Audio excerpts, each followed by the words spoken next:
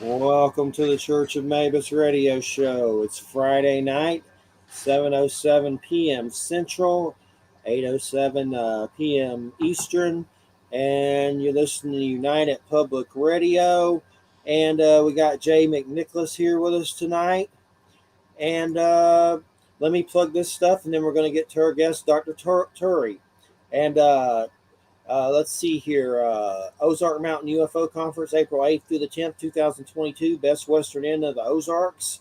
Also, we're on UFO Paranormal Radio on YouTube, and UFO Gods and Extraterrestrials. You're listening to United Public Radio 107.7 FM New Orleans. And that Ozark Mountain UFO Conference is happening right now. So I guess this is the last time I'm plugging it. So what's good about Ozark Mountain UFO Conference is if you can't go, you have to pay something, but you can watch the guest online, and sometimes they even have DVD sets, and they'll send you the DVD sets of the guest, which is pretty cool.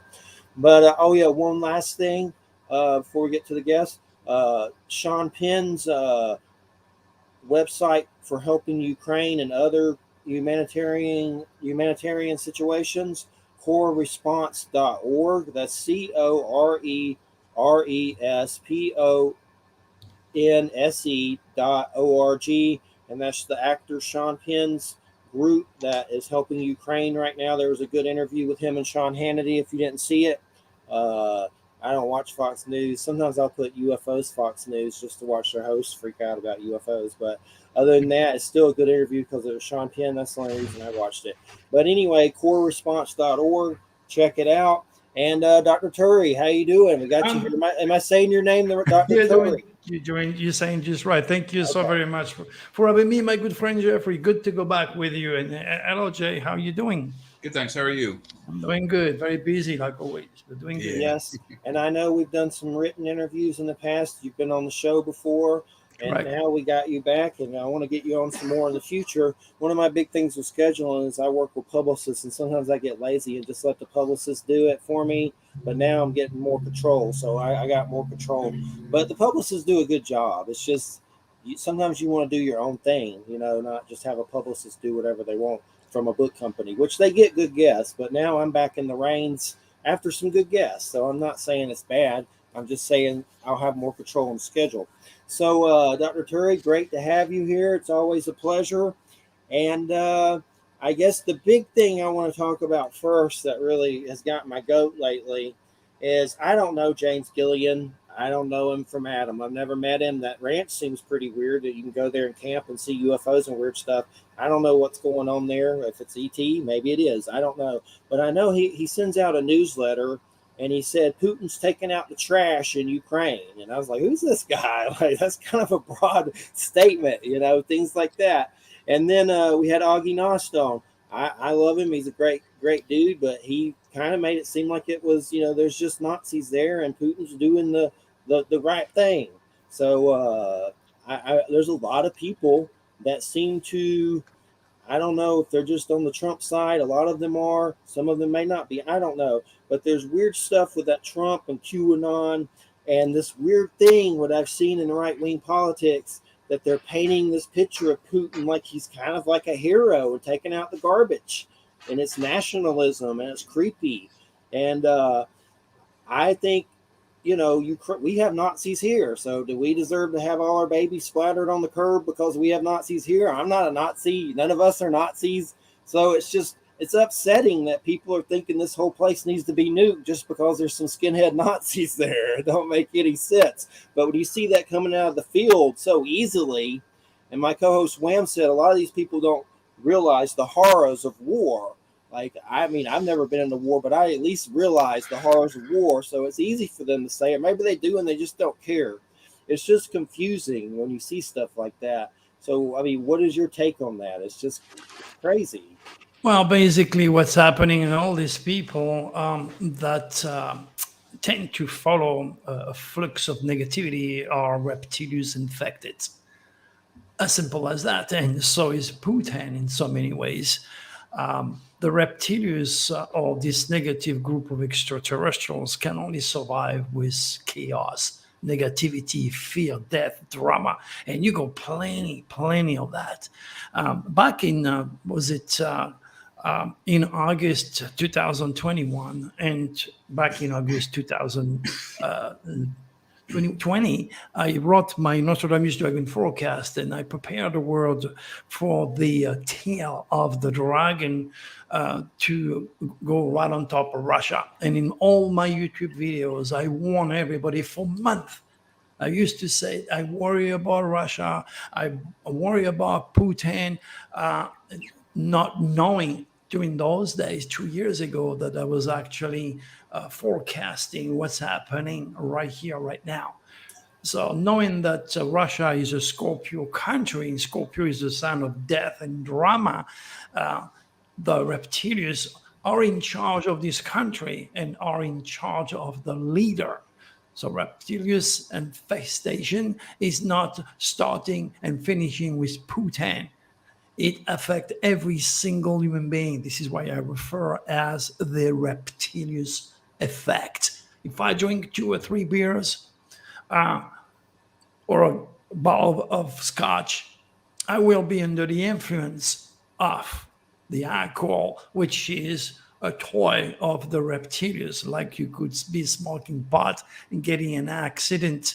So everybody to a certain level is reptilians infected, including myself. I took myself as an example. Of course, I don't drink so I can keep my head clear.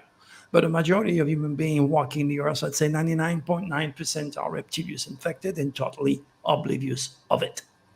Well, I got a quick question I got to ask you about. Number one, we'll get back to the reptilian part, but you mentioned Russia being a Scorpio country. I mean, we signed, Scorpio type, things from the sky on birthdays. How does a country become a Scorpio or a Libra? Is there a way to tell?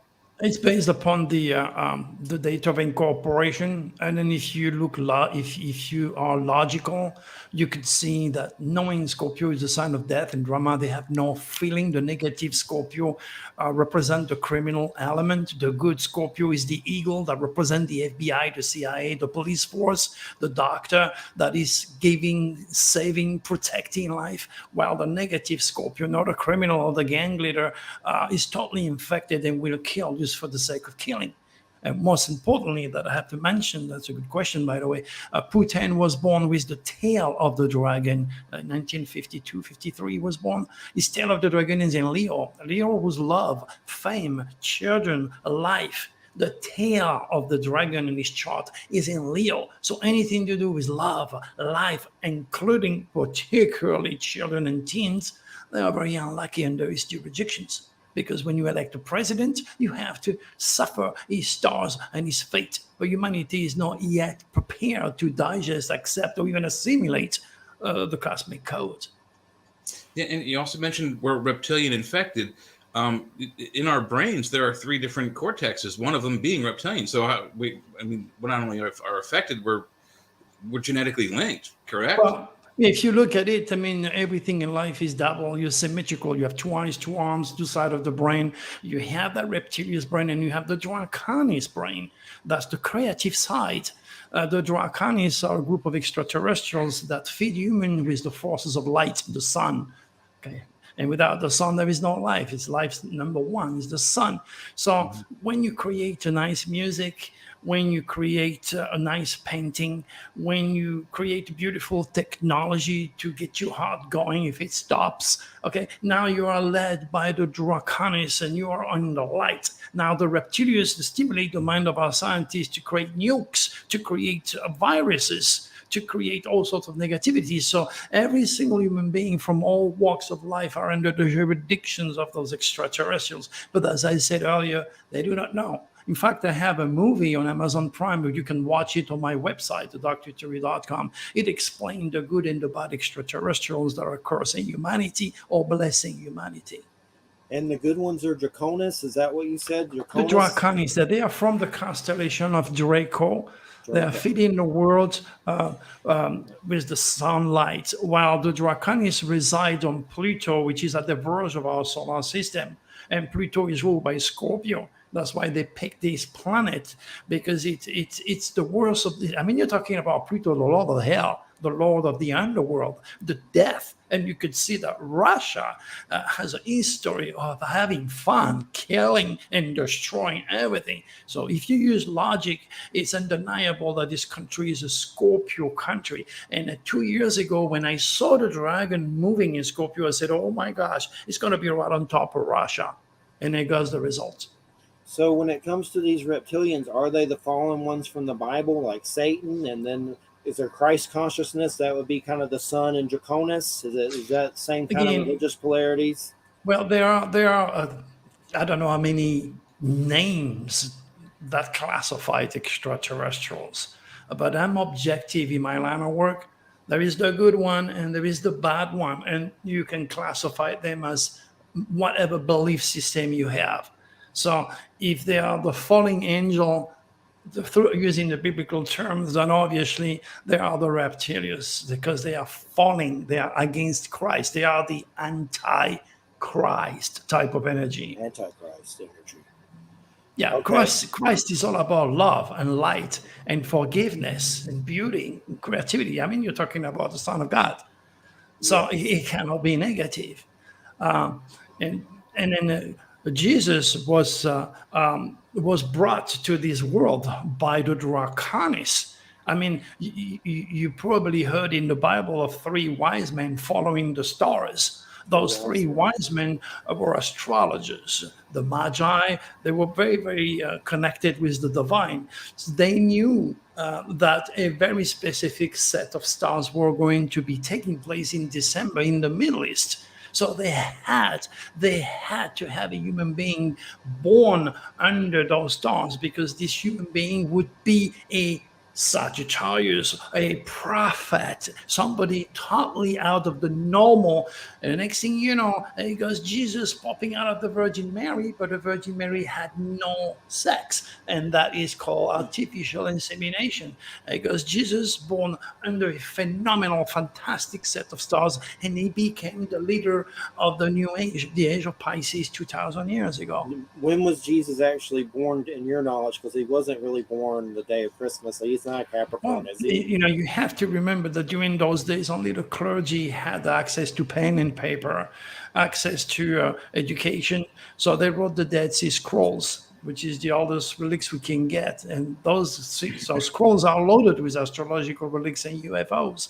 So it is obvious that Jesus was born in December. He was born in the Middle East under the constellation of Sagittarius, the philosopher, the teacher, the prophet.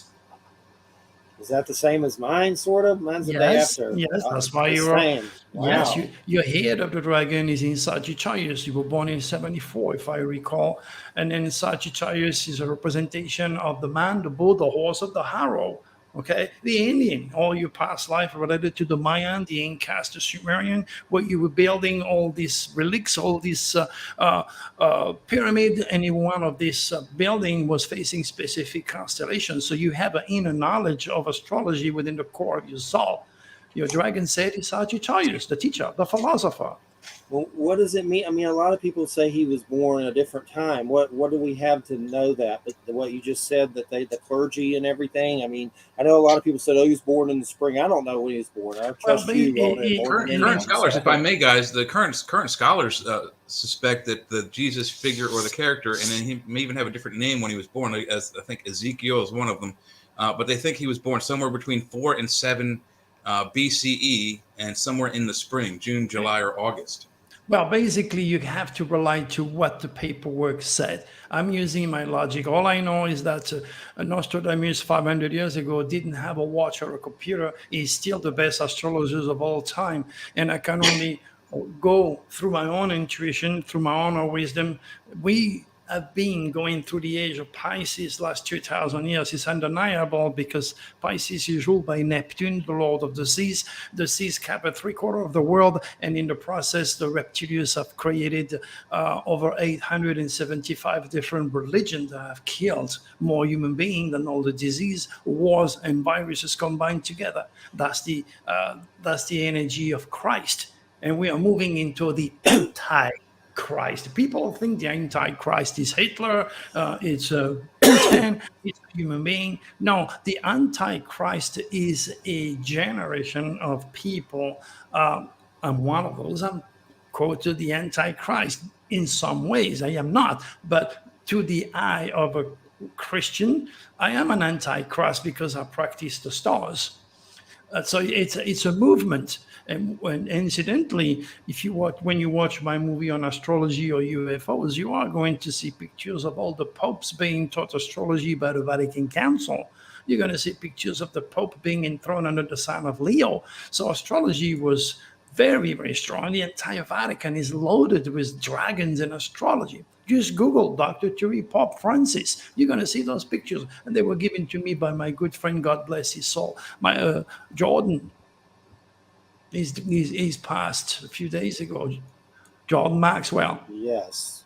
He was a really good friend of mine. He gave me those the information, including the artwork relating directly to Vatican, the corporation, and the Christianity to astrology.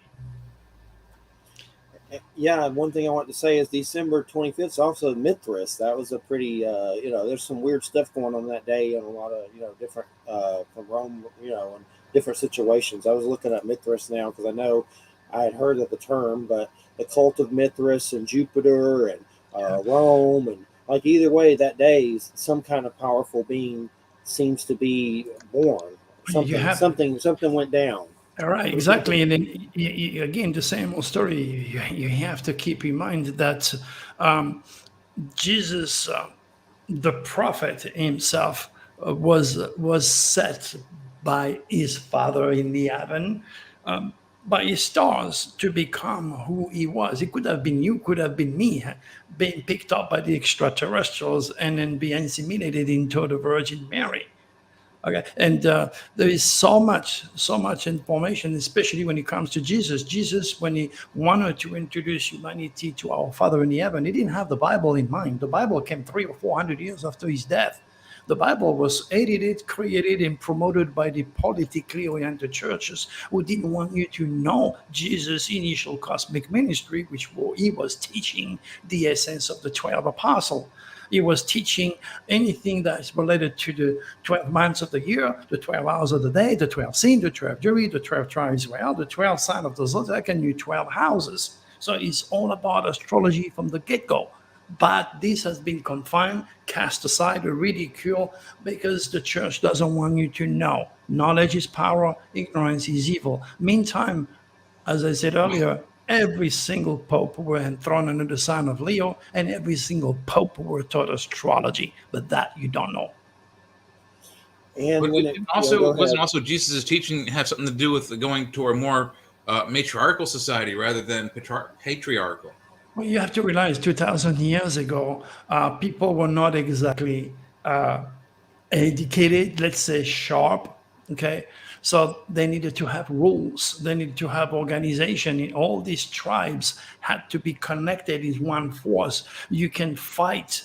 The more you are in a group, you start your religion, you start your group, you start your cult, okay? And then during the old days, a lot of reptilian entities have stimulated the mind of Neptunian. I call them Neptunian people who don't have much logic, and they just follow their intuition. They smoke pot. They are addicted to any form of chemicals, so they don't have any critical thinking, and they create their cult. They create their religion. So that's what the reptilians were doing.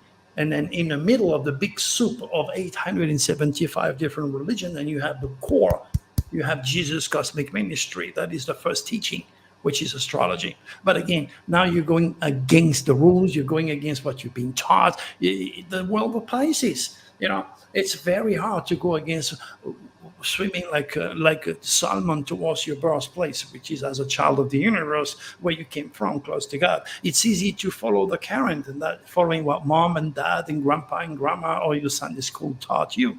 The world of Pisces, most difficult area of your chart. And what is the goal of these reptilian entities? I mean, with us, they just want to destroy us. They want to turn us into the Borg, like the Borg or something from Star Trek. Again, good question, Jeffrey. You cannot have life without opposites. put it this way. You cannot have a day without a night, a front without a back, a God without a devil.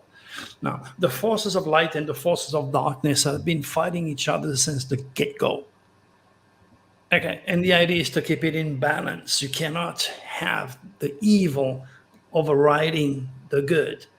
It'd be better if the good override the good.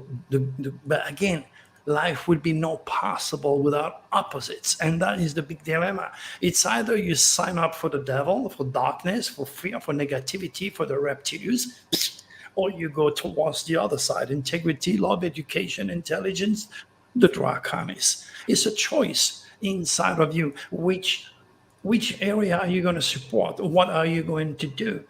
What is the part you're going to play in promoting the light of love and light, or darkness and chaos, and you in between? It's a little bit more complicated than what I can explain. The only thing I know, you cannot have life without an opposite. You cannot have a God without a devil. You cannot have a front without a back, male without a female, yin and yang. That's the eternal cycle of life. It makes you think. And going again about the reptilians, some people suspect that, I mean, you're talking about, it sounds like two different groups, and there are people that in the UFO community who have, they suspect that some of the reptilians are dinosaurs, evolved dinosaurs from Earth that live underground and have been here since the dinosaurs, and that the draconians or the draconists come from, like you said, Draco. So is that what we're looking at? Is that those two are two separate entities but similar, and they're also in conflict? Well, basically, the Galactic Federation of Grand Cosmic Order is like the U.S. government. Okay, they have rules, and no extraterrestrials, whether it be good or bad, must interfere with the human experience. That's the rule. Okay, now, criminal or the reptilians don't respect the rules, and that's why, in so many ways, it's difficult to really catch the message here. But as to answer you, I can only tell you what I know. Okay, I have seen extraterrestrials. I spoke to extraterrestrials. I've been in a flying saucer. They took the fetus of my wife. You know my story. It started to bug me when I was only 6 years old. So I can only go from what I know. And I can tell you extraterrestrials are active on the physical plane because they have abducted me. So like you say, they are active on the physical plane. But when you look at it, each one of my experience, no matter how dramatic they were, led me to a gift in predictive astrology. And that is something that I'm today still trying to rationalize. I'm still pissed off when they left me with a headache for 3 weeks. I wouldn't wish to my worst enemy. And it took many, many hours, in my life. I mean, it took my child, literally, the fetus. Okay, it's incredible, and it's so damn incredible that everybody has the right to be skeptical when I start to divulge what happened to me. Because you're talking about the extraordinary, but as far as I am concerned, extraterrestrials are not a product of anyone's imagination. They are as solid and as real as you are, and they are both active on the physical and spiritual level. The reptilians are more active on the physical level because they don't respect the law, and then they have dark people. They do all sorts of nasty things. The draconis are more on the spiritual side, physical and spiritual. So they seem to be leading humans more on the psychical way, by being creative, by being genius-like, by promoting the light and promoting humanity's future. Well, again, the reptilians are doing totally the opposite. Does that answer you? That does, yeah, absolutely. And I'm sorry what happened with your family, but I absolutely believe you. There are several documented stories by medicine and other medical doctors that these women had been pregnant. They were within the first trimester, I'm fairly certain, and then Wow. they have another abduction experience, and then when they come back to their doctor, they have no evidence of being pregnant, but they were. It's already been documented. The tests were there, and then there's no evidence of an abortion, no evidence of the woman having a miscarriage, but then again, no evidence that she was even pregnant for the last. Let me ingest this. To me, first of all, there is no questions about UFOs when you got a flying saucer that's 30 feet above your head, when you go in there and talk with this guy face to face. And there is no doubt of what they can do, because after the abduction, my wife was taking a shower and she goes, honey, come here, look. I said, what? Just above the airline, she had a 2-inch scar. I mean, it's there, it's physical. And then they also interfere. They need chaos, they need problems, they don't want a beautiful world. So they can go into the fetus of a woman and start to manipulate the genes using the stars, because all those extraterrestrials are cosmic conscious. They know your celestial identity. They know your UCI, your unique celestial identity. So they mingle with the fetus of the mother. They play with all the genes. The next thing you know, you have a gay, or you have a lesbian, or you have a Down syndrome. They just do not want perfection. All they want is a way to create chaos. So if I manipulate the gene in the womb of a mother that has been smoking pot, who is drunk, who does all stupid things, which is becoming, of course, much more vulnerable to reptilian infestation, the next thing you know, you're going to have a female body with a guy inside, or vice versa. Now, a lot of traditionally educated doctors, psychologists and psychiatrists, and I got a few of them a student, by the way, they only use their 5 logical, rational senses to make sense to something which is well above their head. It's the reptilians and the draconians have been interacting with the human race since the get-go, and they're getting much, much more active nowadays. There is a war above your head. What we have done here is the result of what's happening above your head, but you're not necessarily able to, again, assimilate it because of your senses. And then the reptilian seems to be leading nowadays by looking at what's going on. But I don't think the draconians will let the reptilians put an end to the work that they have been working so hard to produce, to the experiments. So there'll be no nukes that's going to blow up the planet and erase humanity. The draconians will not allow it. They will interfere if they have to. Do these beings try to block Christ consciousness and God? Like, can they block that? I heard something that I forget it was on YouTube, said the reptilians somehow were blocking that connection, that they would try to block it. Well, of course, and it's part of their job to make sure you get depressed, to make sure you take drugs, to make sure you're impractical, to make sure you're confused, to make sure you hate others. That's their food. It's a psychical thing. They need human negativity. We are batteries, and they are feeding on that flux of negativity. So they try to invoke these emotions of depression and suicide, and like you said, we're batteries, we're food to them. Exactly.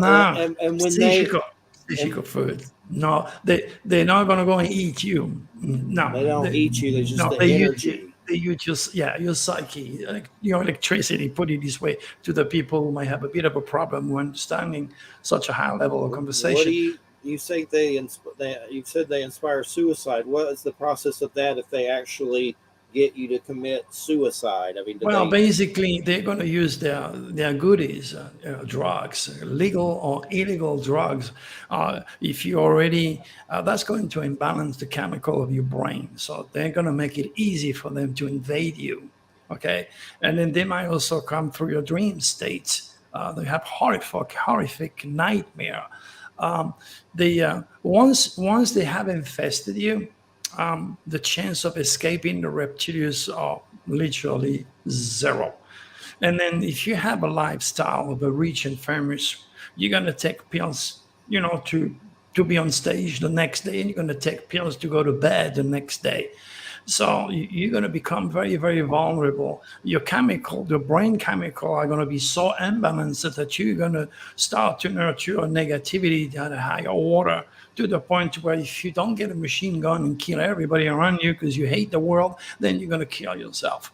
That's the end result of the reptilian infestation. So kill yourself or become a shooter and kill others. That's like their outcome is that's where it comes destruction. from. Yes. And I Suicide think by there's police. something to what you say with alcohol and drugs being a gateway to letting them in. I'm on day 10 or 11 of quitting kratom, which is legal in Florida. I don't know if you've ever heard of it, Kratom. And what it is I have arthritis and stuff real bad. It's a plant that stimulates like opioids on some level if you take enough of it.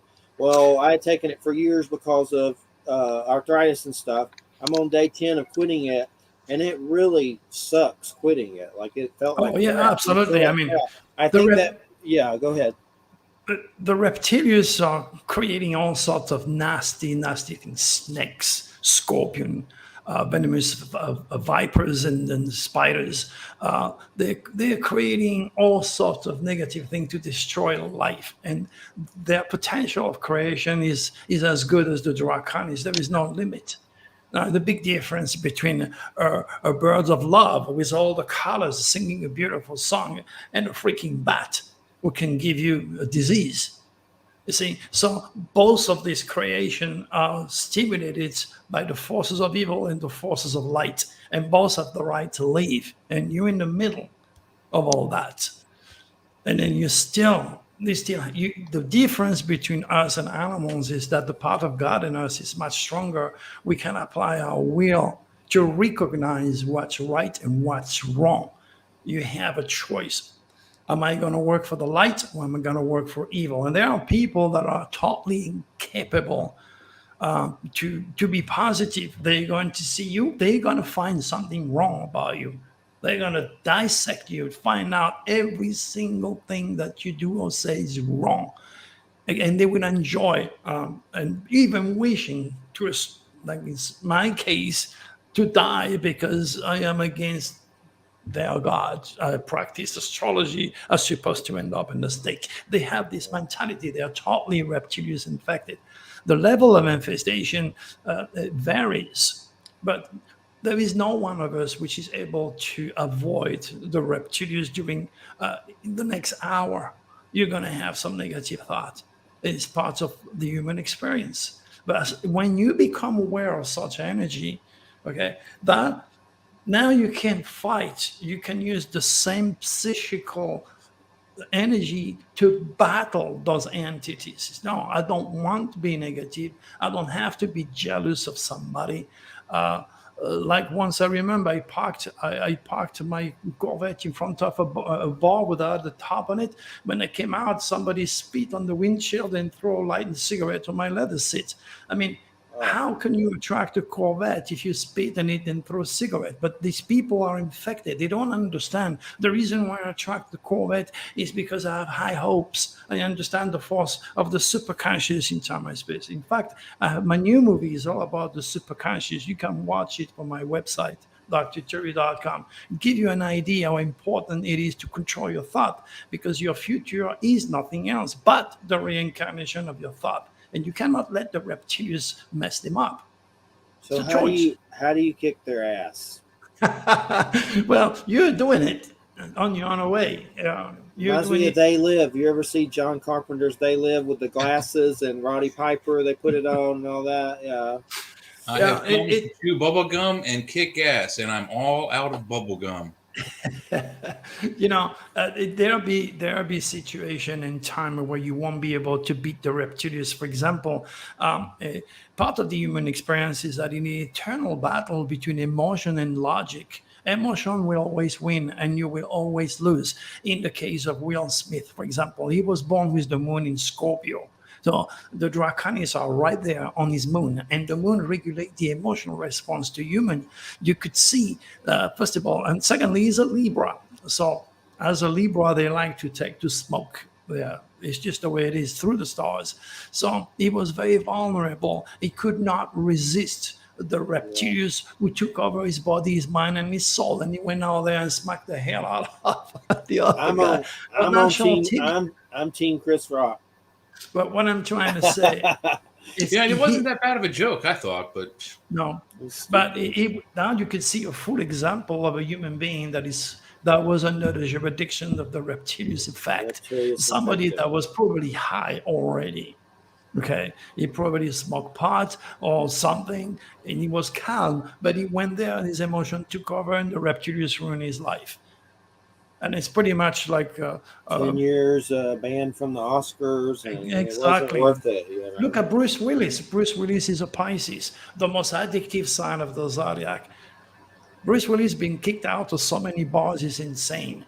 And then the next thing you know, now he's suffering a disease where his connective power are gone. He's a reptilian infected. The reptilians have burned his gray cells in his brain, and then now they slowly take him out of the game. It's sad because he did so good as a Pisces, very artistic, very spiritual. He did so good for society. But at the end, he fell. He fell for the reptilians and got addicted to alcohol and drugs. And see the result is losing it. So do these reptilians abduct people? Because I know you've heard of David Paulides, missing 411, all these people disappearing from national parks. And I saw something recently from Israeli Live News saying that the military is being deployed there because of it, like to guard, like more guards there and stuff. But I know a lot of people are going missing though. I've interviewed him like 5 times, but it's been a while. The reptilians are strongly active. They are waiting for you to be at the right place at the right time or under one of your negative cosmic biorhythm. There'll be days when you wake up, you wish you never woke up that day because you're going to have a flat tire, you're going to be stopped by a cop, you're going to have a bad telephone call, you're going to get sued, God knows what. This is called a negative cosmic biorhythm. And there are days where you're going to get up and everything you touch turns gold and you win the lottery. Negative cosmic biorhythm. Yeah, That's you have to be cosmic conscious. You have to be a student of mind to understand those cosmic winds and how they affect human psyche. So if you happen to be at the wrong place at the wrong time, you're going to be a direct target to the reptilians, and they will take you, period. They will not hesitate. You'll disappear. Now, in the middle, you can also realize that wild animals are also responding to the reptilians effect. You got a nice dog, okay, he's going to bite you, or you're going to be hanging around, walking around with your dog, and you're going to see a mountain lion or a bear killing you. You got to be at the wrong time at the wrong place. That's called cosmic biorhythm, and the reptilians are fully aware of those cosmic winds and are using it to dispose of us. They use animals and dogs and stuff to do different things. Anything that is negative, the armament of a tiger or a lion or a bear is the fangs and his claws. So those animals are ruled by a planet called Mars, which is the lord of war, the lord of aggressivity. Okay, and then they know all that, and they stimulate those animals. They see everything before you can even think, and they make sure you don't return. They need drama. They need to have the parents and the family and the sibling crying. They need that. It's their food. But it's like you not having dinner tonight.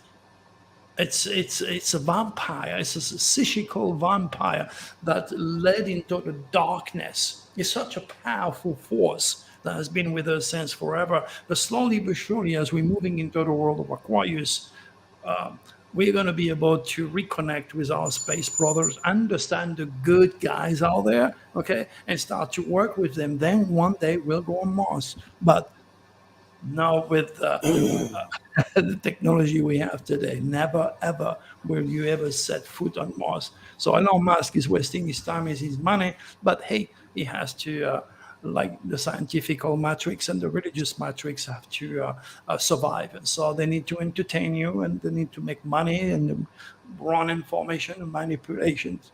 That's what it is. God didn't create Mars or the moon for Elon Musk for his business purposes. Much deeper than that. So what do you think is going to happen with Ukraine and Russia?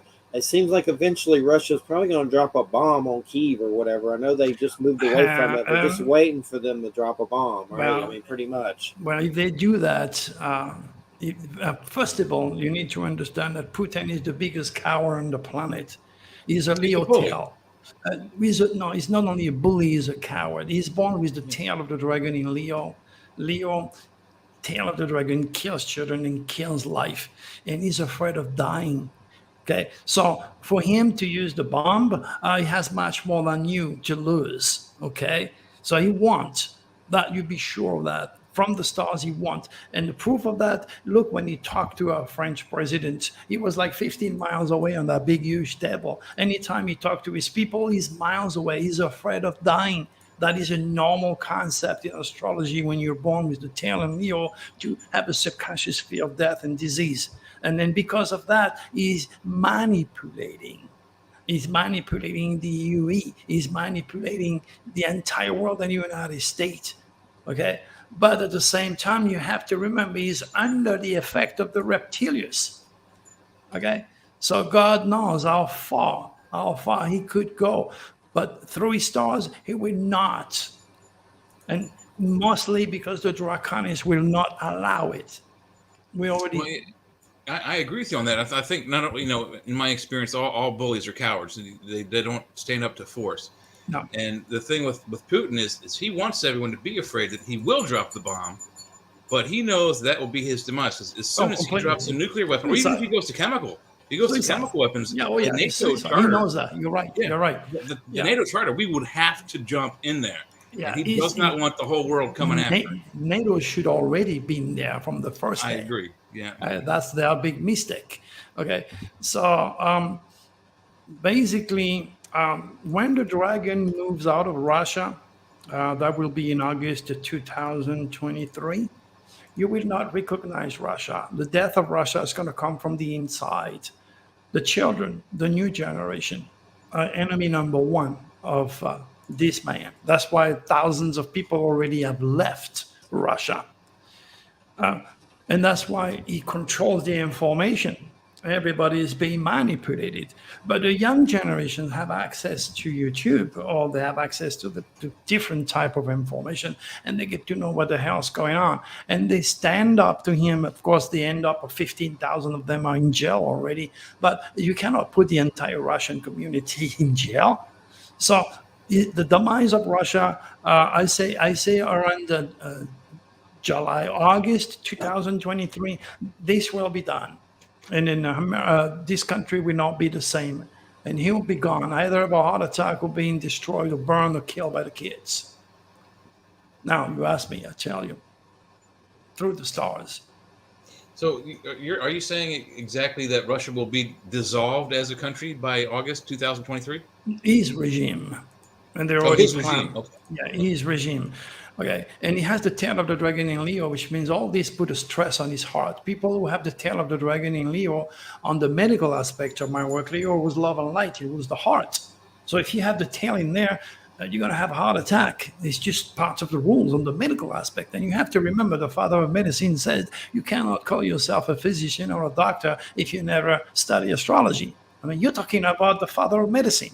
But our young doctors have been indoctrinated scientifically or religiously, and they think astrology is a pseudoscience when it's actually the mother of all science, especially when it comes to the medical field. But they don't know. It's just the way it is. The reptilians make sure this type of wisdom is cast aside and ridiculed and then put in a box. And it's coming out. But, it's coming out because not everybody is stupid.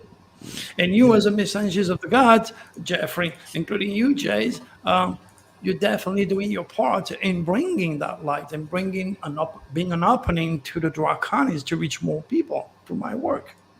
And for that, I thank you guys. Yeah, I'm definitely interested in making sure that the good aliens get to us. And I'd like to go back to a thing that you mentioned earlier, which is something that I actually wrote on my notes, is the Galactic Federation of the Grand Cosmic Order. On your website, that's where I got that from. Now, first of all, what I'd like to ask you is I was challenged out, pre-show to get a question to you that you hadn't been asked. So I want to ask you about the Grand Cosmic Order in a different way. Please. So in the 1960s, there's a man named Gene Roddenberry who created Star Trek. Mm-hmm. In the first season, the Star Trek Enterprise, the spaceship, Captain Kirk's spaceship, is controlled by a thinly veiled NASA-like organization called the United Earth Space Probe Agency, UESPA. In the second season, is controlled by a galactic federation of planets, and the planets are some 120 solar systems and about 60 to 80 different alien species. Somewhere between season 1 and season 2, allegedly, Gene was approached by a group of alien men in black who were representatives of the Council of the Nine. And I'd like to know if you had ever heard of this rumor that Gene was, represented or was met with representatives of the Galactic Federation and the Council of Nine, and are the two men are mixable? Is the Council of Nine part of the Galactic Federation, or are they two separate entities? Well, the Galactic Federation of Grand Order is pretty much like, let's use something that people can relate to. It's like the government of the United States. Okay, they have to command, organize, and give the rules. Now, this universe is infinite, so they are not just the Galactic Federation or Grand Cosmic Order to this universe, because there's only the United States. There is a lot of countries who have their own government. So that should answer your question. Yes, definitely there are a lot of branches involved in the regulation, but this Galactic Federation or Grand Cosmic Order is in charge of our solar system and is not connecting with anybody else but our solar system. And they, like I said, they have certain rules, and some of these rules came out in Star Trek. For instance, the Prime Directive. It's almost exactly what you said. They cannot interfere with mankind. No. The Star Trek Prime Directive is a little different, where they cannot interact with a planet that is less technologically advanced than they are, and nor can they interfere with the natural progression of that planet. So they can't help a government. They can't help somebody who's going to be a historical figure if he's going to die. They can't help him. They have to just sit there and watch the guy die. It's pretty much like what's happening in Ukraine when you look at it, because of some specific regulations. It's sad, but that's the reality of what's going on. But how far can you push? How many kids are going to die before NATO finally do what it's supposed to do since the get-go? And they are there for humanitarian aid, and I don't understand why in their charter they cannot help a country that's not a member. And Ukraine is surrounded by NATO members. I mean, Poland. But that's because of Russia. Russia are afraid that this land is just like a bumper to them, security. So at the same time, if they hijack it, now they're going to become much too close to the European countries. And now they're going to feel like he does with Ukraine. The European countries are going to feel the same with him. So that's why this bumper had to be set this way. And he went there and messed it up because he was, again, not thinking. He just played Russian roulette the wrong way. He's going to blow his head up. That's going to go in his bed. Yeah, I think he's definitely he's over his head. He's got too much to deal with. He wasn't expecting such resistance from the army and civilians. You have to remember, sorry to cut you off, Jay, but what I'm saying is he's born with a tail of the dragon in Leo. He has an extraordinarily huge ego. He wants to make history. He wants to be the best of the best of what could happen to Russia. He wants to revive the USSR. It's just an ego trip. It's totally out of the order. And I can guarantee you that born in October, Putin is doing drugs. Yeah, I don't doubt that for a second. Many great leaders have. Hitler did, Kennedy did, for their backs, for injuries. But yeah, the people that are, I mean, we were talking about Aginosis on the show last week, and he said that he felt that they were going after Nazis. I think we're well past any Nazis still being alive that it would be appreciable. He wants something, whether it's the buffer zone you're talking about, or maybe I was thinking earlier this week that maybe the Germans hid their stash of gold in Ukraine that they took from the Jews in World War II. Maybe there's some technology that the Germans left behind. Maybe some Haunebu 2 or 3 or 4 craft they hid in Ukraine before the war was over. He's after something. There is a specific goal, but no one knows he won't say what it is. He's after his story, my friend. He's after making history. I don't judge anyone through my 5 human, rational, limited senses. I judge people through their stars. I did these stars. I did a video on YouTube explaining these stars. On top of that, he was born with Mars, the Lord of War, in Sagittarius in his 3rd house. This October, November, December. That's the mental process. He has the Lord of War in the mind. So he cannot think in terms of peace when he wants something. His ego is driving him to rebirth the USSR. That's basically what the stars says. And he's going to use everything in his power, okay, to succeed. He was born with the head of the dragon, which means lucky area in Aquarius, and Aquarius rules technology and nukes. So subconsciously, he tapped on his head by scaring the hell out of the UE and NATO that he would use nukes when he wants. He's got the moon in Gemini. You cannot trust the Gemini. He plays, he lies, he adapts, he cheats. You can't trust that moon. There is so many ways to explain his psyche, which is already infected. But I'm telling you, he would not push the button. He wouldn't even get close to talk, to do something with nukes. But he took a chance, and he succeeded. Yeah. And he's killing a hell of a lot of people until NATO finally wake up. What is some of this weird stuff coming out of exopolitics with Michael Sala, and there's Alina something? She sounds like something from Lord of the Rings, Danon or something weird. But there's different personalities, Alfred Weber, stuff like that. Like one time I questioned Alfred Weber about Obama going to Mars and time travel and all this weird stuff, and his automatic response was, "You're a Satanist that works for the cabal." Just because I don't agree Obama a time trip to Mars. Right. But my point is, right now the story they're spinning is that Putin is looking for the space arcs in Ukraine, some kind of space arc, the Ark of the Covenant. These people should be running on Amazon. Let me tell you something. There is a very, very thin hair between divine cosmic information that I provide about human welfare and ETs and total and pure ridiculous conspiratorial imagination. And now every single people you're going to deal with has a set of stars. That person's set of stars may or may not agree with yours. In other words, you can relate to people only because of his intelligence, his education, his experiences, and most of all, his stars. And that's something that 99.9.5% of the people of planet Earth do not know anything about. And that is the dilemma of humanity, not being able to understand God's cosmic design, understand Jesus' ministry, and how astrology is literally controlling the psyche of human, and these planets are being manipulated by those entities. That is the dilemma that I have. Make you think. Definitely going deep, for sure. What month were you born, Jay? I forgot to ask you. October 9th, 1966. All right, so you're a professional student. Libras love to read. I do like to read, but I have severe dyslexia, so reading's difficult. It's a gift. So it's still a gift. I are a mountain through video. You are a mantle.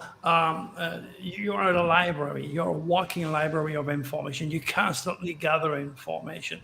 And your lesson in life as a Libra is to learn the laws, not just the laws of man, which is the Bible, the IRS, the DMV, the red light industry. You also have the laws of light to master, or astro psychology. That's what I practice. That's the source purpose of a Libra. Your mental process, October, November, December, is into the world of Sagittarius, which is the philosopher, the teacher, the student, the prophet. And then your mental process is right on the dragon's head of Jeffrey. So you have that natural flux. The stars are working together. That's why you attract each other, and that's why you can delegate information and pass on information to the rest of the world. Yeah, we do pretty well. I've been on the show with Jeffrey for going on 8 years now. The show's been around, 13, Jeff? And 14 now. And yeah, you're absolutely right. You hit the nail on the head. I've been a teacher. I've been a student. I know. I never stop gathering information, and people hate asking me questions because I don't give you a yes or no, maybe, or I don't know. You get an Encyclopedia Britannica answer for whatever you ask me. I know, you're very well read. That's what you're getting. you do it your way. You do it the way God designed you, and you're doing well. And that's why you're messengers of the God lining up with Jeffrey. Thank you. I'm glad to be on your show, guys. Well, let me give you a couple dates, because I want to prove to you. I like to put the money where the green is. Okay, I'm going to give you a couple dates. Today we are the 8th. Okay, I'm going to give you the date of the 12th. Okay, and then expect shocking news, pretty much like what happened with Will Smith smacking Rock all anything to do with surprises, anything to do. I think France will make the news. I have to tell you how detailed I can be. Anything to do with children, love, light, France, gold. That's the energy I see for the 12. On the other hand, I want you to be ready for the 24th. That's going to be a very, very interesting time if you're into UFO. I see cosmic news, things with the universe, UFOs. I see things with earthquakes. It's a sudden release of energy type of window. A lot of shocking news, a lot of surprise. Maybe a cyber attack on an airplane we crashed during those days. I'm just giving you some keywords. And in fact, I just wrote a newsletter. I made a video on YouTube where I have those dates. So they're on your show now. So when my prediction comes to pass, I will prompt your show and our discussion. Awesome. That's yeah. So you're saying the 12th of April and the 24th of April. Those are the 2 dates? Right. Yeah. And you have to remember, I brought the FBI visit me twice in my house. Twice. Because I gave exact date of terrorist attack. I say on that day, I went to their website. I went to France, to my country. Okay. And I said on that day, be ready for a terrible terrorist attack. It happened. And then I went to the United States FBI, and there's many, many FBI and websites. And I told them on that day, be ready for a terrorist attack. The next thing you know, 4 FBI agents in 2 occasions came and knocked at my door, wondering if I was a sleeping cell. How the hell do you know on that day you gave us on our website, on the email we read, that was going to be a terrorist attack in France, in Paris, and in New York? They never got it. I tried to explain to them that I deal with the stars. I'm not a sleeping cell. I translate God, cosmic design. I read the hieroglyph of the divine. That's what I do. It's my gift. It's my curse, whatever it is. That's my UFO predictive legacy. So you're talking about 9/11? Well, 9/11 was fully predicted a year and a half and in great detail. Just Google 9/11 Dr. Turi. You're going to see what I printed and published a year before. Everything that happened in detail. Are you aware of the $20 bill folding in a certain way? It almost 100% mirrors the towers as they were after they were hit. Exactly. It's pretty amazing things that I cannot. It can't be a coincidence. It absolutely cannot be. So, and this $20 bill was designed the 1950s or 60s. So, I mean, this prediction was. I mean, I'm not saying you were wrong, but this was on the $20 bill for decades. Then afterwards, everyone's like, "Oh, fold the dollar bill this way, fold the $20 bill this way." And I did that. I was like, "Holy cow!" It's absolutely not a coincidence. And then there's another one. I don't remember which denomination. It's a 10 or a 5. You fold it a certain way, and it looks like the front face of the Pentagon, the naval side of the Pentagon that got hit. Yeah, well, and then in my case, it's just plain English. Just plain English with a date. Right. That's the easier way to go. Yeah, it's the easiest way to go, but it's there. And a year before it happened, I gave all in detail. And then that's why probably one of my most famous predictions. And the last time I was again on Coast to Coast, the same story. That was in October. I told him, be ready for the natural disaster. Got nowhere to stop the fire. Millions of animals will be killed. 2 weeks later, we had the fire in Australia and destroy all these animals. And then they kicked me out when I said that Trump won't be reelected and COVID will kill people. That they kicked my ass. After that, they don't want me anymore over there. That's just the way it is. Yeah, sad.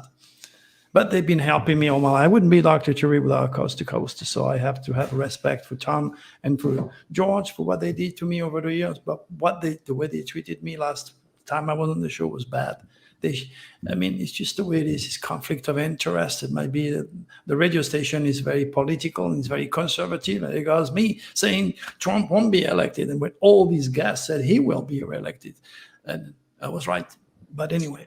Yeah, often, and that's sad, but often things that happen is when people begin to not understand something that's outside of their control, they attack it. So that's probably what happened. Is they just you're in a certain good position to understand me on the radio. That you're gonna get that all right. Mm-hmm. Yeah, that's how it is. So I have a good question, and this might be one of the ones that you haven't heard of before. Go ahead. But this guy's been on with George Knapp, and he's been on Coast to Coast, been on lots of places. When I was in high school, we had the elemental table of the elements. And I remember specifically there are two blowouts. One is man-made isotopes, and the other is nuclear isotopes. And on the man-made nuclear isotopes, I remember a specific entry, 115 UUP. It didn't have a name, and it was on. This is 1983-84. It was in the school textbook. Element 115 UUP. 1993, this gentleman, Bob Lazar, comes around and he starts talking about the UFOs in not Area 51, but Sector 4, S4, what they call the Papoose Lake facility, 15 miles west of the Groom Lake facility, which is Area 51. He mentions Unun Pentium, element 115, and this is a good 10, 12 years after I'd seen it in my science textbook. And then recently, was it 2013, the Russians all of a sudden come up with it, and it's changed its name from Ununpentium to Moscovium. What can you tell me about that element in this story, if you know about it? Well, all I can tell you is that there are so many people that have been directly or indirectly dealing with extraterrestrials, including scientists. And as far as I'm concerned, my experience are physical. They are not just, I'm not a walk-in, I'm not pretending this, I'm not a scientist working in secret. I'm just a little French astrologer that's been touched by the divine and explaining everything in great detail. Mm-hmm. So again, there is so many variations, so many group of extraterrestrials. Anytime you're going to deal with a human being, he's going to have his own story. And then that's where you have to desiccate a fact from frictions. And I guess you're, again, in a good position to do that because you have so much information that you could just, junk with it. I can't. Mm-hmm. So, as far as that specific story is concerned, I believe what he said was real. Yeah, the evidence is clear. I mean, he hasn't made a single dime off of his story. Nope. He has, in fact, actually been arrested for, put in jail for, and lost money because of bringing his story out. And he hates being interviewed anymore, but the guy is genuine. He wanted all of us to know what he saw. He wasn't granted access to the alien bodies. He wasn't given access to anything else. He's not going to convince me because I know he's right. Same here. He won't convince me or Jeff. Yeah. We already know. But I mean, the poor guy just has had the roughest time after his story came out. So yeah, it's pretty amazing. You know what? As we move into the age of Aquarius, we are moving away from the age of Pisces, the age of religion and deception, and we're moving away from that age. We're moving into the age of technology, the age of science, the age of UFOs, and then as our vibration accelerates, everything is accelerating, like Art Bell used to say in the old days. Okay. We are going to be dedicating with those extraterrestrials, the good guys, because the reptilians will be somewhere, somehow being forced on a different plane, a different solar system. And that's the idea, to keep them away. The Earth is such a rare piece of real estate. I mean, it's so valuable to them because we are here. And in my world, extraterrestrials are responsible for our existence. That's I agree. Debatable by some other people. Debatable. Okay. So you got various scientific explanation. We coming from a monkey, or we coming from the rib of a woman. Whatever. You choose science or you choose religion. That's your choice. That has to do with your background, your education, and your ornamental development. As far I make that judgment because of my experiences. The extraterrestrials are not a product of imagination. Send them. Deal with them. They left me with a legacy. And I'm constantly offering the proof to all the people that are following me on YouTube or in my private mailing list. We're talking about thousands and thousands of people from all over the world. Okay. So, and then all these people are not gullible. They are not stupid. They are curious. They are truth seekers. And they have a brain of their own. And they can add 2 and 2 makes 4. Well, he did that, and there we go. So that's all I have. Mm-hmm. But as far as you're concerned, you guys are just being led by a force that you may not necessarily realize or understand. But all I can tell you is much of your wishes will be granted. No, that's cool. I would like that to have that come true. Now, you did mention that our planet is special and it's unique. And it's unique in several ways. One, we are not a binary system. Two, we have 3 planets in this system that have or had a atmosphere and life on it. Mars had and is gone. It had liquid water and it's gone. Something is on Venus. There is a huge, thick layer of carbon monoxide on the planet Venus, which only comes from biological processes. And then we have Earth. So we know for a fact that that's unique, that there's 3 in the Goldilocks zone planets. And there might even possibly 2 more, Europa and Io, on some of the moons. Exactly, Europa, Jupiter's satellite. And so that makes us unique. And they want that. All the other planets, some of these alien creatures has come from societies where they are in a binary, trinary, or quaternary system, or they live 1 light year, half a light year away from another solar system that's very close. So they can, once they get interstellar space travel, they can interact. So we're out of the neighborhood. We're like in a back alley somewhere in the neighborhood. Exactly. But we have been interacted with by them for, in some cases, some people say 400, 500,000 years. Just recently, one of our UFO researchers passed away, John Olson Lear, the son of John Lear, John Lear. Yeah, and he and Ben Rich have both said something very similar. John Lear said, if you can imagine it, we can already do it. And Ben Rich said, if you've seen it on Star Wars or Star Trek, we can already done it, or we tried it, or we decided it wasn't worth trying. Ben Rich also said, if we now have the ability to take ET home, and it won't take years. He's also passed away some years earlier. But both of them hint at technologies, Star Trek level technology, Star Wars level technology, lightsabers, phasers, communicators, which we have, cell phones, maybe even, replication technology where we can replicate our own food, clothing, and building materials. What can you tell us about what hidden technologies that are hidden by U.S. government, Russian government, and so forth that we should already have out, which would help humanity get to that next level? Well, again, there is no limits as far as science is concerned. Okay, our limits are just our own limits based upon the environment, most of all, and that's why some of those planets are priceless for certain groups of extraterrestrials who need nickel, gold, all sorts of metal that's not even present on this planet, to tell you the truth. Okay? So it doesn't stop just at Mother Earth's technology. Okay, anytime you're building a battery, you need all sorts of components. We have those on planet Earth. Okay, now that's why our batteries have limits. Okay, now they are batteries that are used by extraterrestrials that are cold fusion made type of batteries, which means the power is forever and you're never going to end it up. But we don't have that yet. And that will be brought by the extraterrestrial in time and space when we vibrate at that level. We're not there yet.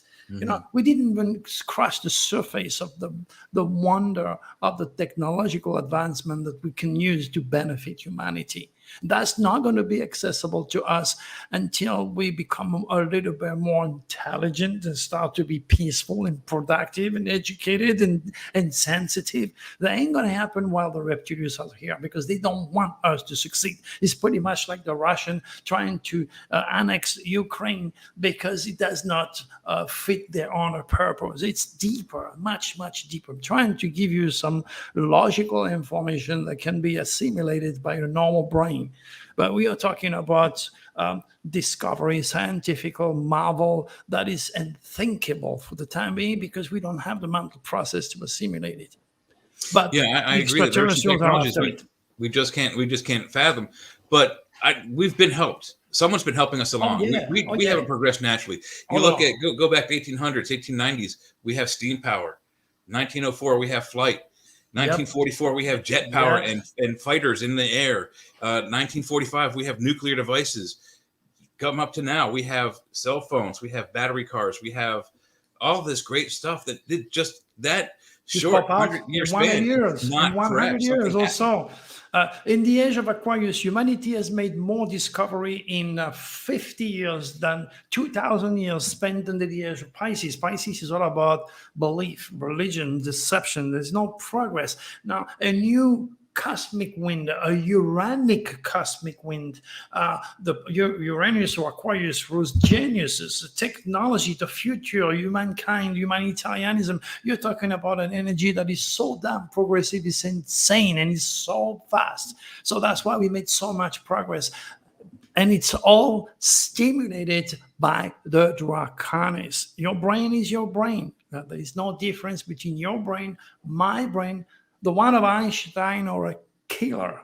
Same information, some densities, same wiring, stuck in a bunny box to protect it. What's different? What's different is your celestial identity, is those stars. Your brain is a computer which is reacting to an outside stimuli produced by the stars, which are manipulated for good or for worse by different group of extraterrestrials. That's the best way I can explain what's going on.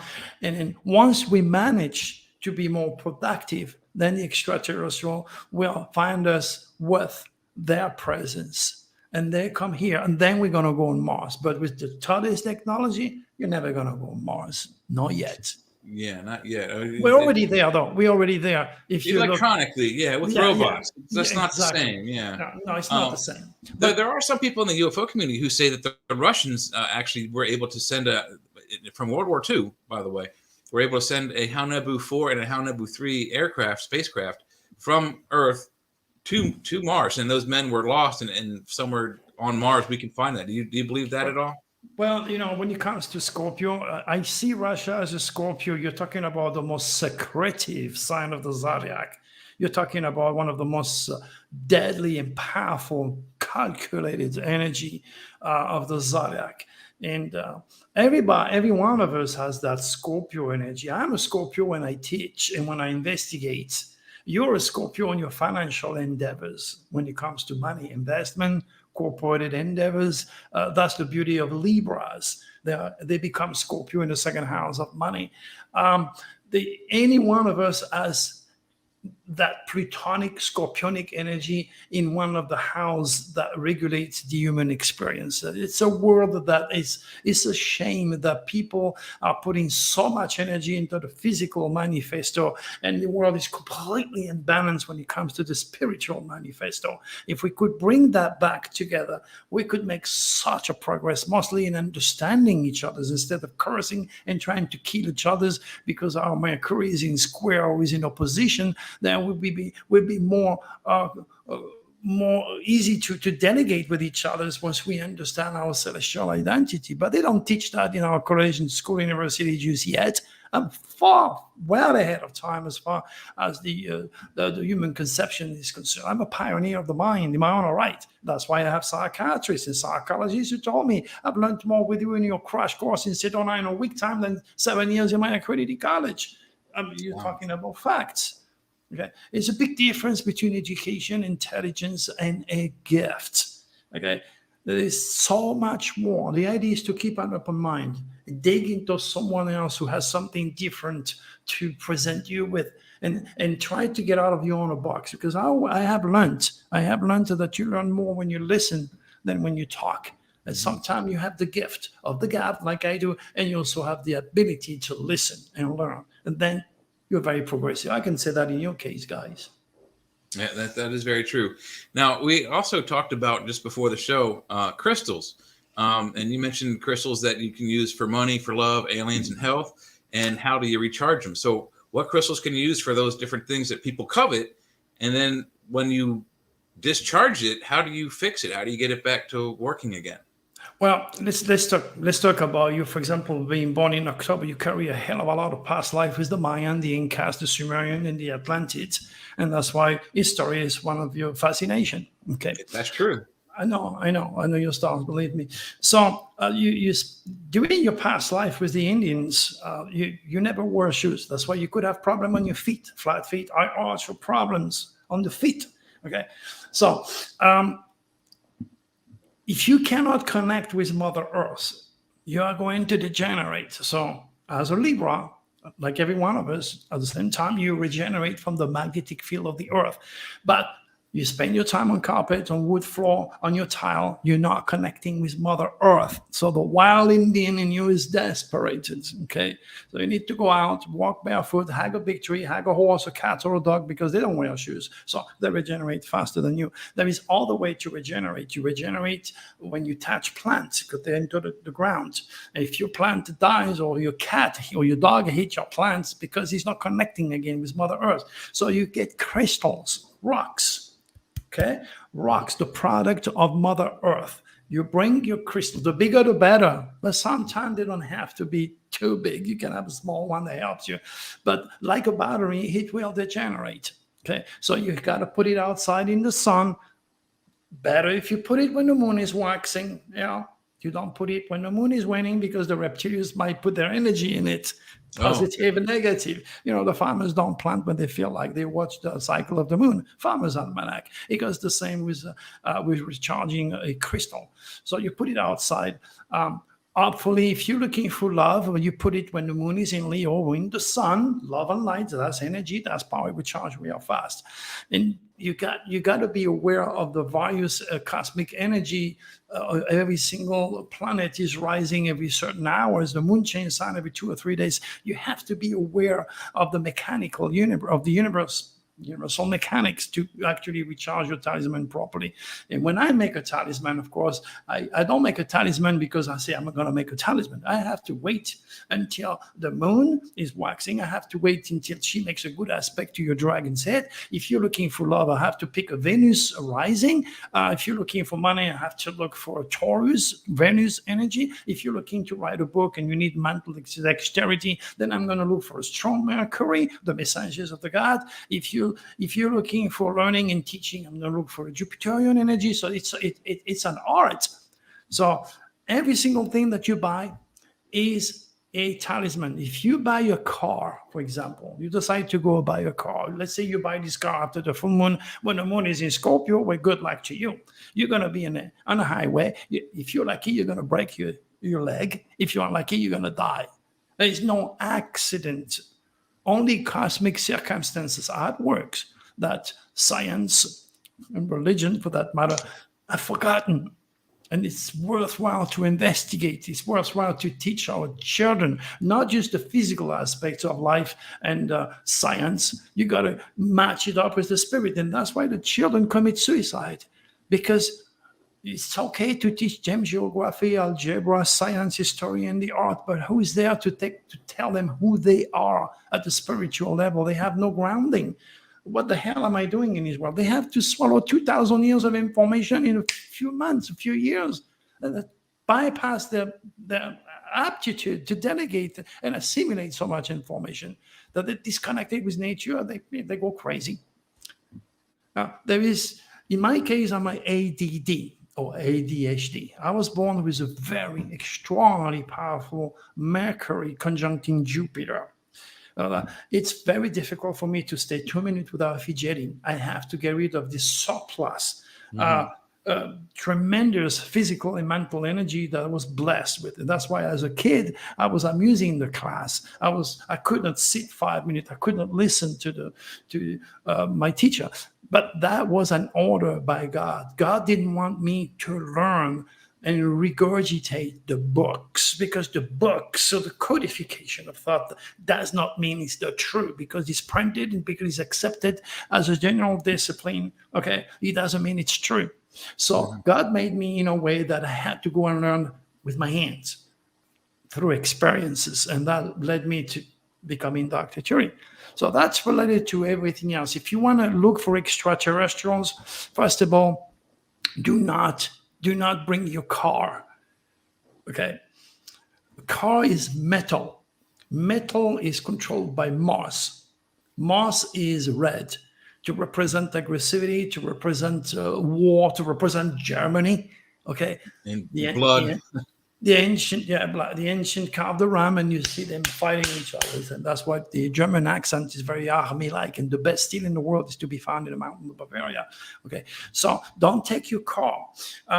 Why? Because between the steel, which is reptilius, a gun, a knife, you kill, you shoot, bullet, machinery. Okay, Mars, steel, That's the metal of the Reptilius. Okay, a tank does not give you life. Okay, now the other side, opposite of the Reptilius, is gold. First of all, it doesn't rust. It shows true love, true compassion. It lasts forever. It's beautiful. You see the difference between a metal that's going to rust and kill you and the symbol of love in gold. Okay, so carry gold. You're going to attract the Draconis. Don't go after the full moon. In the middle of nowhere, you're going to attract the reptilians. You're going to hijack you. You might disappear for good. Be cautious. It's real. Okay, leave your car away. Stay away from anything that is machinery. Anything. This is probably if you remember the story of right here in this state. I can't remember his name. I was with him in a cruise talking about UFOs last year, the year before. What is his name? He was shocked. What is I forgot his name now. The guys that live there that are UFOs, we got David Childress and William Henry. No. We are talking about this guy in Arizona. He was with his friend Phil Schneider. No.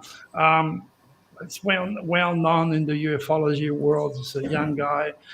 He was cutting trees, and with his friend, he was with a truck, and all of a sudden he got shot by the ETs, and he disappeared for 2 or 3 days. Travis Walton. Travis Walton. Okay, when I channel. Okay, Travis Walton.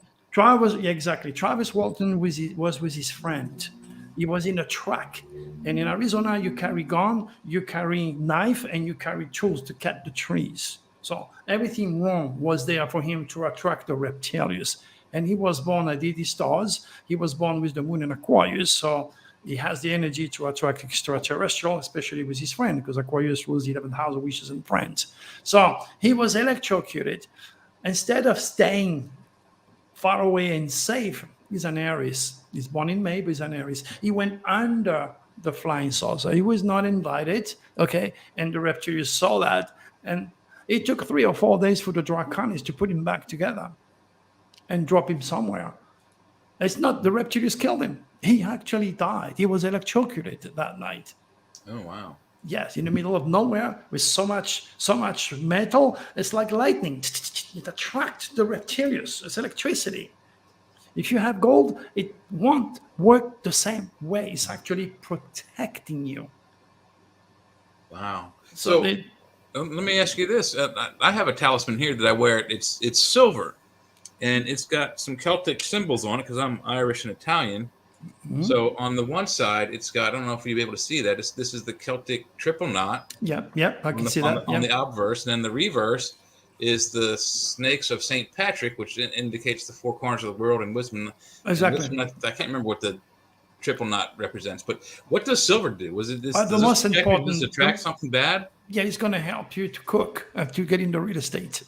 Okay. Well, I just recently bought a house, so it took a while. Silver is all about home, family, security, real estate, and the moon. So it's affecting your 10th house of career. So anything to do with home, real estate, security, and food, that silver is going to help you. Put it this way. But at the same time, it's also bring a clarification of the thought. And then you have very, very deep, mystical, powerful symbolism on both sides that works on your favor. So I need to get this in gold too then. Well, no, I would stay with it, but you need to recharge it. You need to put it in when the moon is waxing. Right now, the moon is waxing. Okay. You want to put it outside and let it charge. Does it have to touch the ground?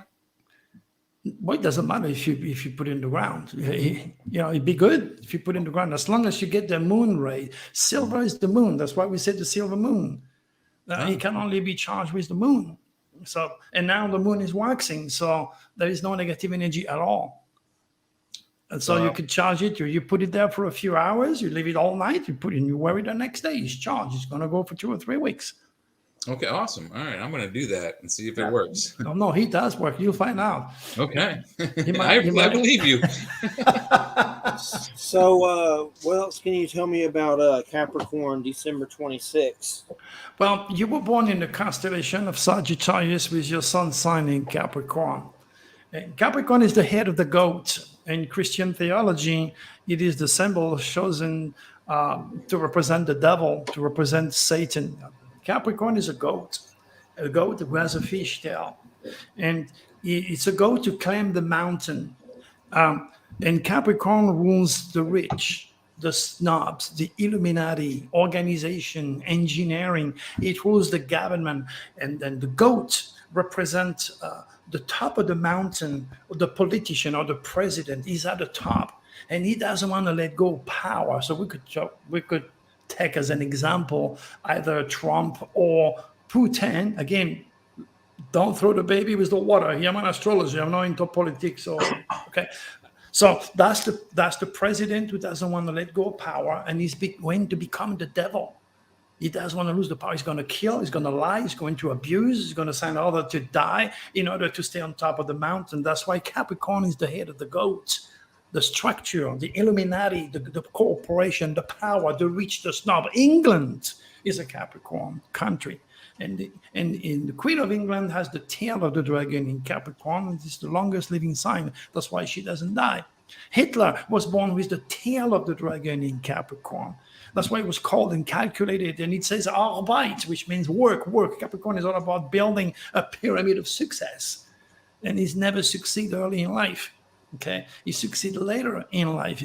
And the fishtail means the opportunity to synchronize with the moon fluctuation. Capricorn should not use only the physical calendar. He has to use the witchcraft residue, which is his connection with the moon, and use the fishtail. It's a long story. I teach that to my student, to my client. But in many ways, do you have any joint problem or back problem? Knees or your back?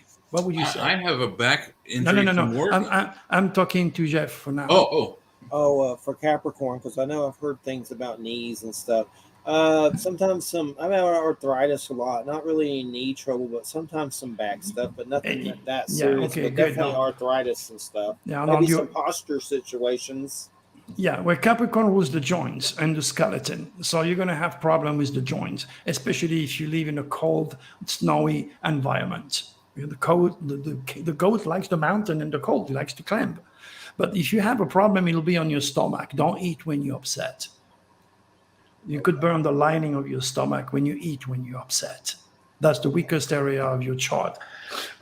But as a Sagittarius, you're born in December under the constellation of Sagittarius with your sun sign in Capricorn. Your soul's purpose is represented by the horse, which means traveling physically or intellectually, while the bow and arrow represent aiming either towards the codification of thought or above in the stars. And this is how Libra are regulated in the mind, the third house, October, November, December. All Libra thinks and talk like Sagittarius. They are philosophers, they are teachers, they are students. And then you have the head of the dragon right in the third house of Jade. And that represents why, since the third house rules communication, Gemini, radio communication, you guys have been together forever. The stars already played a trick on you, but you're not cosmic, cautious to rationalize or understand it. That's what I do. I explain it to you right now.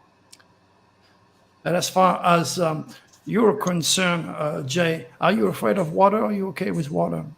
I'm good with water. I was actually swimming before I was actually able to run or do anything athletic. I was on the swim team till I was 16. Okay, so you're positive in your 6 hours. What about your sleeping pattern? Do you have any problem there?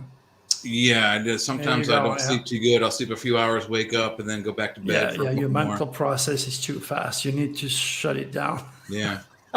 Yeah, sometimes I just can't shut my brain off, and I'm like, God, I gotta go to sleep. I gotta go to work, but I can't, cut it off. This is how it works. What about allergies, Jeffrey? Do you have any allergies?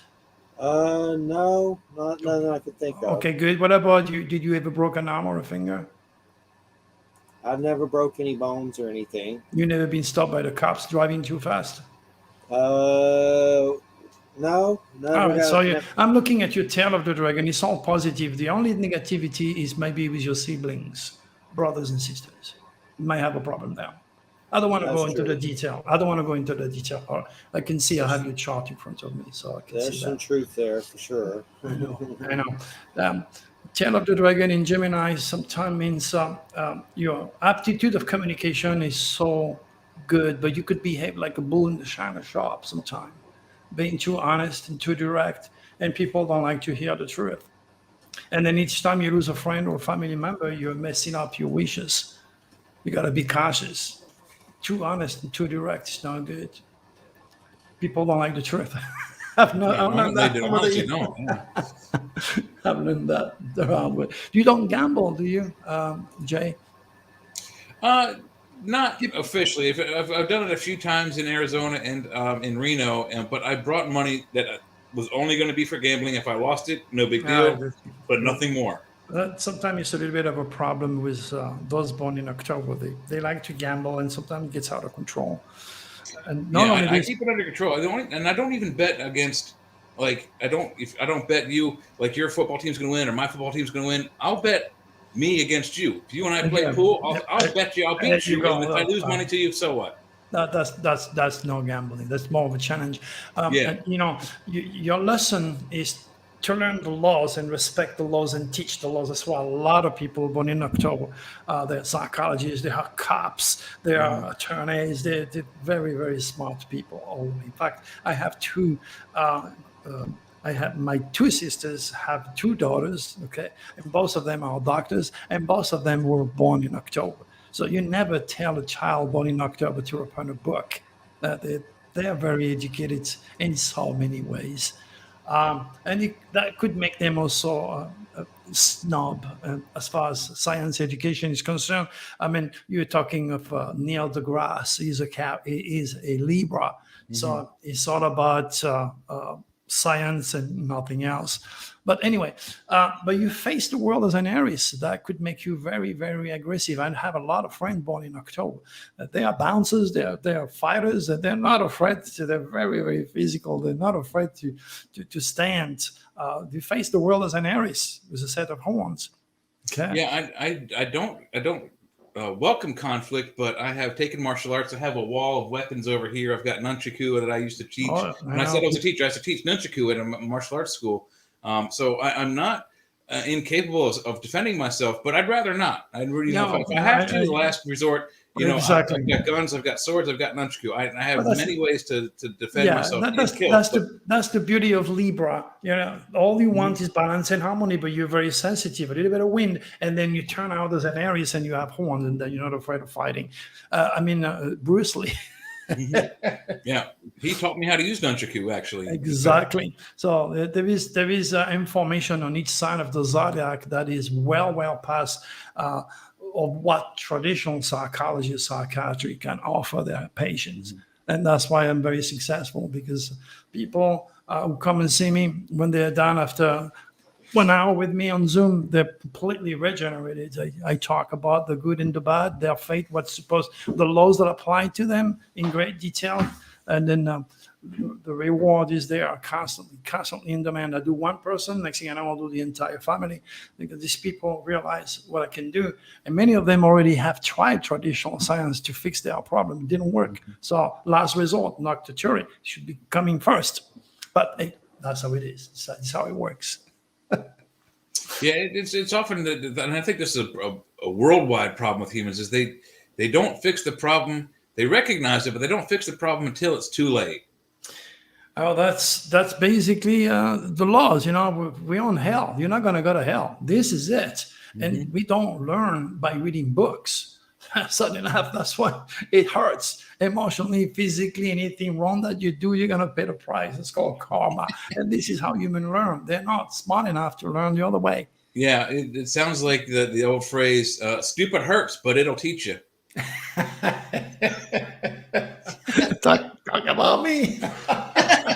Yeah, I'm sure we've all done some dumb things in our lives. Well, you make those mistakes, and today parents nowadays, they don't smack their children. They have timeouts, or they have these little love sessions. When I was a kid, if you messed up, your parents gave you a spanking. And exactly. The pain reinforcement. I mean, look at the police officers. Even though they might be some nice guys, there are a lot of great people who are police officers. There are a lot of bad police officers that are they're terrible at their job, and there are others that are great at their job. Either way, they use pain management to control bad guys. They don't come up and give them a flower and go, "Hey, come, let's go tip through the toilet to the tulips." They beat the crap out of you to control you if you're doing bad things. You're talking about your life here. The police captain of New York and his son are a good friend of mine, student of mine, by the way. And I wish they knew they knew. I use my software. I have a software that I designed with Advanced Software in Los Angeles.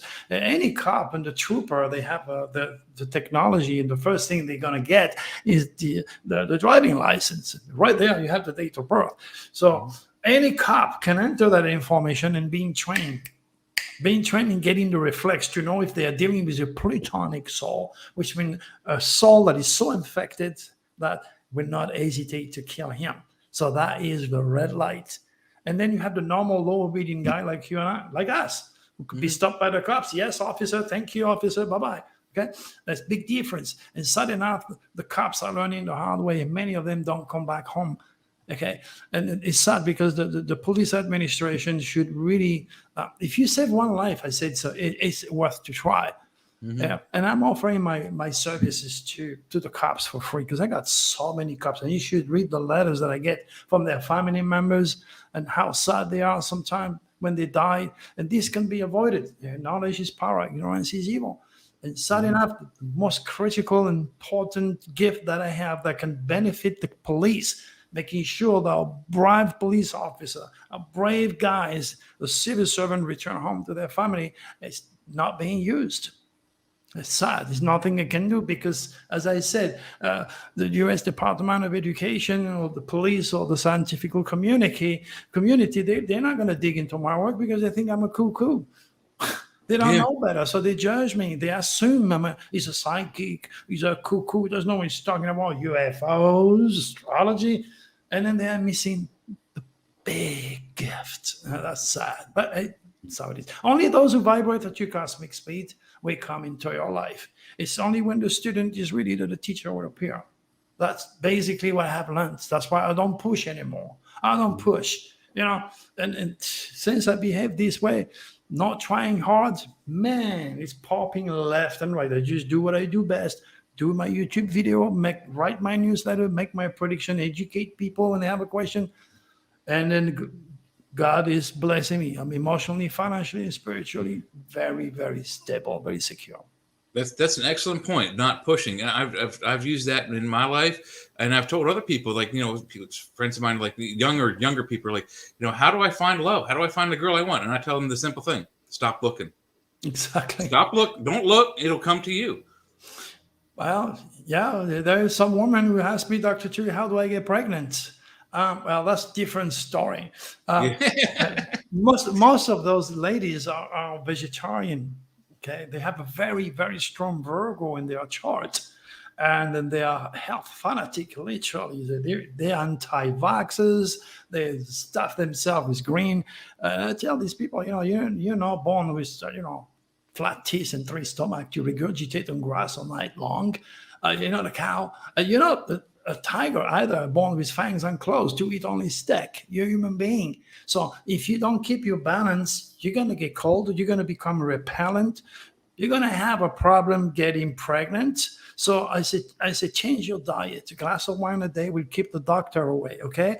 Find a nice Italian restaurant, red sauce, red spaghetti, red wine, and go and make love when the moon is in Pisces, Cancer, or Scorpio. That's where it's going to be easy for the egg to reach the sperm, or vice versa. Okay, and if 3 of them go pregnant, wow, there is all sorts of every single disease or problems come from a blockage. Like in my case, I had cancer. Okay, about 12, 13 years ago. After 12 years of marriage, my wife dropped me. I didn't do nothing wrong. Just like a shock. Never thought this woman was going to drop me. She fell in love with the TV producers in a TV show I was doing in Las Vegas. The guy had the stars and her stars. It was like an incredible, uncontrollable chemistry, and they end up screwing each other. The next thing you know, my wife dropped me. And then for like months, depressed, drinking, drunk every day. I was just going downhill like you have no idea. And the next thing I know, oh, shit, I got cancer. Then I realized, man, I brought all this to me. When you're negative, you're infected by the reptilians 2 or 3 times and nearly got killed in an accident. I was saved by the light, literally. But after a certain time, I realized what I did, and I got myself back together, okay? And I bypassed this blockage. Cancer is gone. I never took any chemotherapy. I used my universal blood transfusion, pray God, and then I'm clear. That's good to hear. And Yeah. how can you talk about cancer if you never had it? I mean, you go through so much incredible level of emotions. I had to accept my death, my mortality. I never believe in God. Believe me, I believe in God. When that happened to me, there is also things that get to you. You're about to lose your life. That's serious. I didn't want to lose my life. I wanted my wife to be with me. I wanted my dog to be with me, my family, everybody. I fought. I said, instead of crying and being depressed and accepting, I'm going to fight. And I turned around and I fought and I won. So now I can teach anyone as a cancer survivor what it means to have cancer. And it goes the same with everything else. My life is crazy. The more experience you have, the more pain you suffer, the more shit, excuse my French, you go through, the more power to you at the end. That pretty much, I had testicular cancer at 17, and basically I was going to school and had pain down there. And basically I went to a doctor and he goes, "You've been having too much sex. This is from sex." I'm like, "I'm a virgin, you idiot." And then they had to do exploratory surgery, and I woke up and they took a nut and said I had to go through chemo. So I cried. And then I went through all that. I'm fine now for the most part. I certainly don't have cancer. But then a few years later, my dad died. That's when all my weird stuff started happening. UFOs, seeing beings of light, seeing small hooded beings, which could have been bad or good. I don't know what they were, but they were standing around a black box, small little beings in the woods, and just a bunch of weird stuff. It seemed like that pain and suffering brought on those experiences, or gave me the power to have those experiences. And I think a lot of it was my dad, too, trying to reach me from the other side. Because I saw beings of light completely sober with my physical eyes leave my house, and I would see them in the heavens. I saw one fly through the air like Superman, like a person made of light, just fly through the sky, like weird stuff like that. So there's something about suffering opens your senses. Absolutely. Shamanic death. There is no doubt in my mind that following the cancer experiences, I became a different man. That's for sure. But in the bottom of my heart, I realized that I had to fight. You can easily give up, when everything was too much against you, and then once you sunk into the quicksand of depression and the reptilians are on you, there is one little chance, but you can escape. If you don't take it, you're a goner. Yeah. And did you have to go through chemo? No. I refuse it. My two oncologists told me you need to go through chemotherapy. You want to make sure you don't come back. I said, no. My intuition told me different. So what I did, I actually, I went shopping. I was led to go shopping, and I ended up on the kind of a veggie area. Okay, and I said, what the hell am I doing here? What I was looking for was for roots. I was looking for things that I never seen and never ate and never tested before. My intuition was leading me. So I took a bunch of stuff and I mixed it with carrots, celery, all sorts of green, and I juiced it all. And I put some honey and I drank it. Oh my gosh, it felt like a tornado inside. It was so disgusting. My eyes was popping out of my head. But I did that universal blood transfusion.